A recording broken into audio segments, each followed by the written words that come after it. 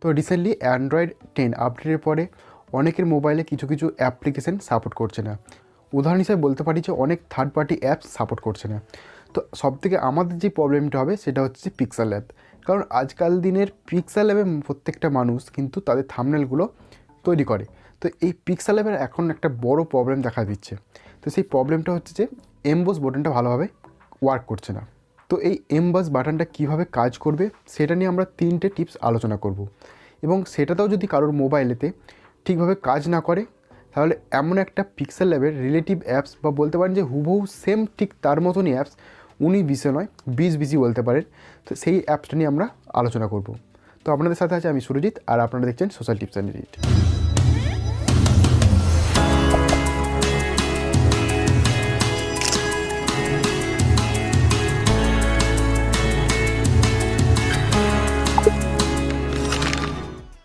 তো সবার প্রথমে যে কাজটা করতে হবে সেটা হলো যে আমাদেরকে সেটিংসে গিয়ে অ্যাপস ম্যানেজারে যেতে হবে এবং সেখান থেকে আমাদের প্রথমে অ্যাপসের ক্যাশটাকে ক্লিয়ার করতে হবে। প্রথমে কিন্তু ডেটাটা ক্লিয়ার করে দেবেন না, ক্যাশটা ক্লিয়ার করবেন। কারণ যদি ডেটাটা আমি প্রথমে ক্লিয়ার করে দিই তাহলে কী হবে, আমাদের যে ফন্টগুলো আছে সেগুলো কিন্তু ডিলিট হয়ে যাবে। তো প্রথমে ক্যাশটাকে ক্লিয়ার করে দেখুন। এরপরে যদি না হয় তারপরে সেকেন্ড টিপস এটাই যে আপনি এটাকে আনইনস্টল করে নতুনভাবে ইনস্টল করুন, নয়তো এর ডেটাটা ক্লিয়ার করুন। তবে হ্যাঁ, ডেটাটা ক্লিয়ার করলে আপনার মোবাইলের মধ্যে PixelLab'ের মধ্যে যেই ফন্টগুলো ছিল সেগুলো কিন্তু সব ডিলিট হয়ে যাবে। এরপরেও যদি এটা ওয়ার্ক না করে তাহলে আপনাকে পুরোপুরি এটাকে আনইনস্টল করে দিতে হবে। যে কোনো একটি ব্রাউজারে গিয়ে সার্চ করব PixelLab ওল্ড ভার্সন। এরপর এখান থেকে যে কোনো একটি লিঙ্ককে আমরা বেছে নেব। এরপর এখানে দেখুন অনেকগুলো ওল্ড ভার্সন দেখাচ্ছে, বিভিন্ন রকম ভার্সনের। তো আপনি যে কোনো একটি ভার্সনকে ক্লিক করবেন, এরপর এটাকে ডাউনলোড করে নেবেন। তো আশা করি আপনার মোবাইলে যে PixelLab'ের প্রবলেমটা ছিল সেটা ঠিক হয়ে গেছে। এরপরেও যাদের ঠিক হয়নি তাদের জন্য আশা করি এখন ঠিক হবে না, যখন এটা আপডেট দেবে তখন হয়তো একেবারে ঠিক হবে। তো এই মুহূর্তে আপনারা কী করবেন?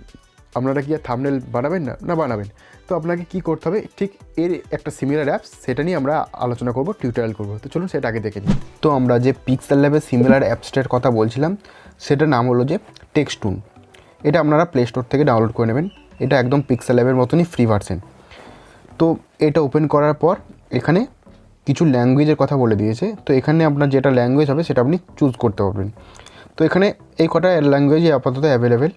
তো এখান থেকে হিন্দিটা আমাদের তো দরকার নেই, আমাদের এখানে যেহেতু বাংলা নেই আমরা করব না, আমরা ইংলিশটাই রাখছি।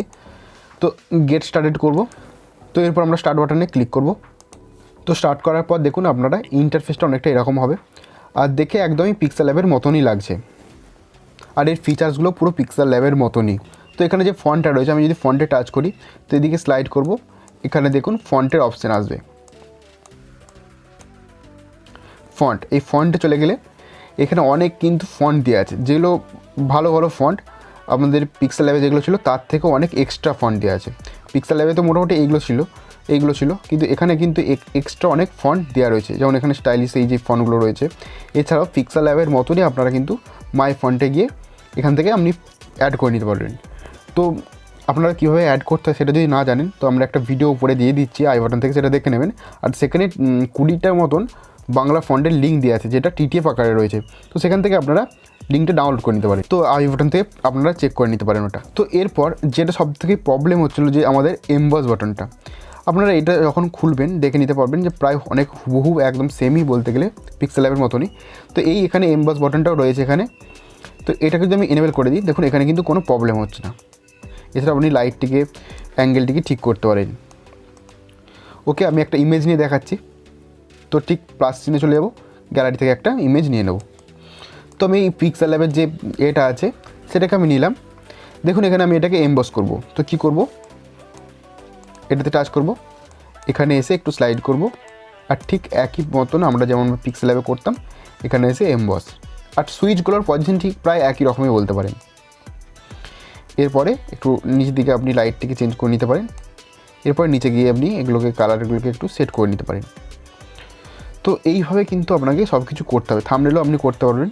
আর হ্যাঁ, থাম্বনেলের জন্য আমাদেরকে প্রথমেই যেটা করতে হবে সেটা হলো আমাদের থাম্বনেলের যে রেশিওটা আছে সেটা আমাদেরকে চুজ করতে হবে। তার জন্য এটাতে যেতে হবে, আর এখানে গিয়ে আমরা ইমেজ সাইজে চলে যাব। এরপর এখানে গিয়ে আমরা থাম্বনেল যেটা আছে সেটা নিয়ে নেব, ইউটিউব থাম্বনেল।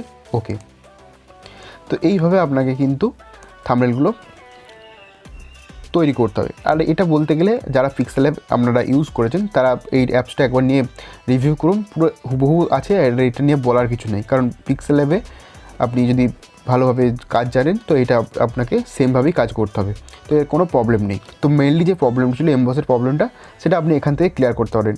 আর যেহেতু PixelLab পুরো হুবহু অ্যাপ, তো যতদিন না PixelLabটা ঠিক হচ্ছে আপনি এটাতে কাজ করতে পারেন, বা আপনি PixelLabকে ছেড়ে এটাতেও কাজ করতে পারেন। এবং সবশেষে আপনি কিন্তু এখান থেকে অনেক কিছু ইনবিল্ট এরা কিছু কোর্স দিয়ে দিয়েছে, সেগুলো আপনি এখান থেকে ইউজ করতে পারেন।